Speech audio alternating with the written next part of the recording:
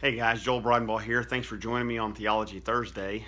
If you haven't seen the Witnessing Wednesday video yet on making much of Jesus in your gospel presentation, take a look at that and give me your comments. On Finance Friday, I'm going to be dealing with having an emergency plan.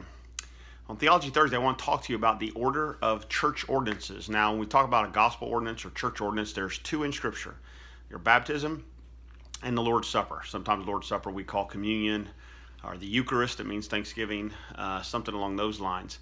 But the order of them, we always see this in Scripture. When we read through the New Testament, we see someone becomes a believer in Jesus. They then get baptized via immersion. That's what baptism means. It means to be immersed.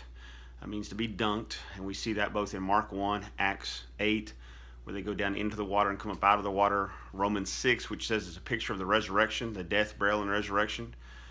But the word actually means immersion, not just in Scripture, but outside of Scripture, like the sinking of a boat. When it was immersed, it was baptized. So they're a believer, they come to faith in Jesus Christ, they get baptized, they get immersed, and then they partake in life as a Christian within the church, which includes the Lord's Supper. Other issues as well, worship and more. But it's always in that order. It's always believer first, then baptism by immersion, and then the second ordinance of the Lord's Supper. And every denomination that I know of teaches this. It's always being is baptism before the Lord's Supper. Sometimes they always insist on being believer first, but that's what we find in Scripture with baptism. When our 9 different accounts in the book of Acts give a detailed account as they receive the word first, and then they're baptized, they're immersed, and then they take the Lord's Supper. Sometimes Baptists get a bad rap because they say, wait a second, Methodists do baptism and the Lord's Supper, and Catholics do it, and Presbyterians do it, and Lutherans do it.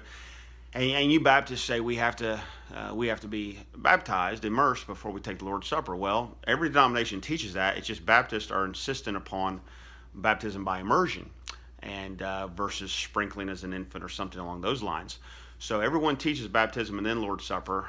It's just, are you going to follow the Bible or not? Are you going to follow what Scripture teaches about baptism and get immersed as a believer and then partake the Lord's Supper? 2 important ordinances. They're ordained by Christ, commands he gives. They're a picture of the gospel. So baptism is death, burial, and resurrection of Jesus. The Lord's Supper is the humility, the breaking of Jesus' body in humility given for us and the shedding of his blood, pictured through the cup of the new covenant. And it's taken until he returns, which implies his resurrection. So 2 great ordinances which have 2 great symbols. And I pray that you're able to partake and you're able to rejoice in what God's done, and that you'll follow the order that we find in Scripture. I look forward to hearing back from you. Give me comments, and I'll respond to those. But God bless you as we follow Jesus. See you soon.